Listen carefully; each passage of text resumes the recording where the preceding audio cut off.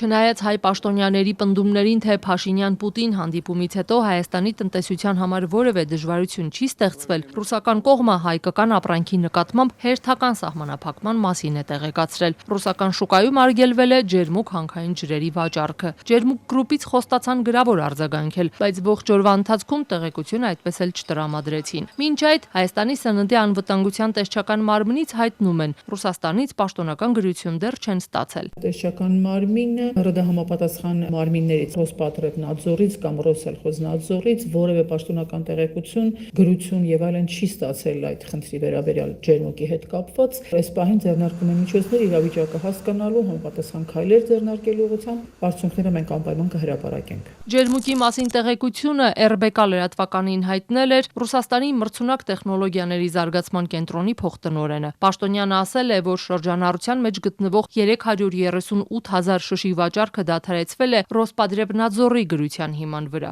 Որպես արգելքի պատճառ գերատեսչությունը նշել է պարտադիր պահանջների խախտումներն ու հավելել, անհրաժեշտ է անհետաձգելի միջոցներ ձեռնարկել Ռուսաստանի քաղաքացիների կյանքի եւ առողջության հնարավոր վնասը կանխելու ուղղությամբ։ Չեսնի знак պետական համակարգը ջերմուկի վաճառքը դադարեցրել էր դեռ 2024 թվականին, երբ Հյուսիսային Օսիայի 65-ամյա մի բնակիչ էր մահացել, ըստ ռուսական կողմի ջերմուկ խմելուց հետո։ Այդ ժամանակ ռուս իրավապահները պնդել էին, որ հանքային ջրում քացախաթթու է եղել։ Դրանից հետո ռուսական աղբյուրների փոխանցմամբ դադարեցվել էր 2.5 միլիոն շշերի վաճառքը։ Ռուսաստանի քննչական կոմիտեն ի դեպ օրերս վերսկսեց 2 տարի առաջ հարուցված այս քրեական գործի քննությունը նոր ի հայտ եկած հանգամանքների հիմքով, բայց ինչ հիմքերի մասին է խոսքը չեն մանրամասնել։ Այս գործի վերաբացումից հետո ջերմուկ գրուպը հայտարարել էր, թե ընկերության կամ աշխատակիցների դեմ որևէ մեղադրանք չկա։ Ընկերությունը նաև նշել էր, թե Ռուսաստանում իրենց դեմ ներկայացված քաղաքացիական հայցը բոլոր ատյաններում մերժվել է։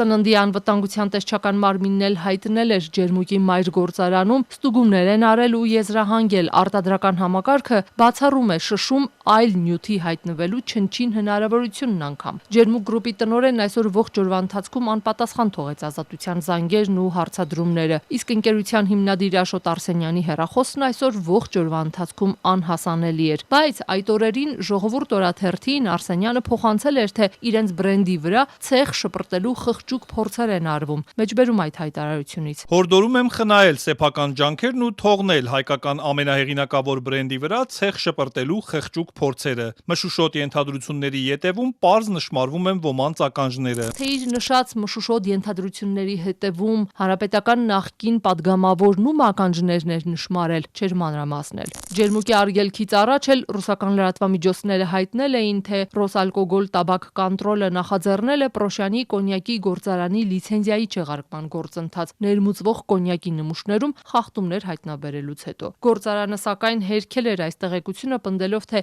իրենց շփոթել են Ռուսաստանում գործող դիստրիբյուտոր ընկերության հետ։ Մարտին կայացած Փաշինյան-Պուտին լարված հանդիպումից հետո Մոսկվայի այս քայլերը կարող են վկայել այն մասին, որ ռուսական շուկայում հայկական բիզնեսների գլխին սև ամպեր են կուտակվում։ Իշխող ուժի ներկայացուցիչները լրագրողների հետ զրույցներում պնդել էին հայ-ռուսական հարաբերություններում լուրջ խնդիրներ չկան։ Մենք որևիցե սպառնալիք չենք մեզանից ներկայացնում Ռուսաստանին, չենք պատրաստվում սպառնալիք դառնանք եւ նման մտադրություն չկա, ինչ որ հարցեր կան, այդ հարցերը բոլոր երկրների մեջ գոյություն ունեն եւ մի պահ բարձրանում են այդ հարցերը, շատանում են, քչանում են, մենք քաղաքական գործիչներս այդ հարցերը քննարկելու եւ լուծելու համար ենք։ Այս խոսակցությունները, այս թեմաները նոր չեն, այսինքն նախորդ տարի էլ է խոսվել դրա մասին, դրա նախորդ տարի էլ է խոսվել դրա մասին։ Ինչպես տեսել եք, ոչ մի կատաստրոֆիկ բան տեղի չի ունեցել։ Ռուսաստանը մեր բարեկամ երկիրն է։ Մենք շարունակելու ենք շատ բարեկամական մթնոլորտում քննարկել, բնականաբար ոչ բոլոր հարցերի շուրջ համաձայն լինելու։ Անցած տարի Ռուսաստանում ճգնաժամային իրավիճակում էր հայտնվել Հայաստանի ամենախոշոր բեռնափոխադրող Spike ընկերությունը։ Ընկերության 100-ից ավելի բեռնատարների շարժն այդ երկրում արգելափակվել էր։ Spike-ից ավելի ուշ պնդել էին, թե մի քանի շաբաթում $2 միլիոն վնաս են կրել, բայց ըստ նրանց պատճառները հստակ չգիտեն։ Այս հայտարարությունից հետո բեռնափոխադրող ընկերությունից առհասարակ դադարեցին հարցազրույցներ ու մեկնաբանություններ տալ։ Հայտնի չէ, թե արդյոք լուծվել են նրանց խնդիրները Ռուսաստանում։ Էկոնոմիկայի նախարար Գևորգ Պապոյանը պարբերաբար պնդում էր, թե այս խնդիրը քաղաքական ենթատեքստ չունի եւ ըստ նրա ընկերությունը Ռուսաստանում հարկային պարտավորություններ է ունեցել։ Ի դեպ անցած տարի Ռուսաստան արտահանման խնդիրների բախվեցին նաեւ հայաստանյան ծաղկեգործները։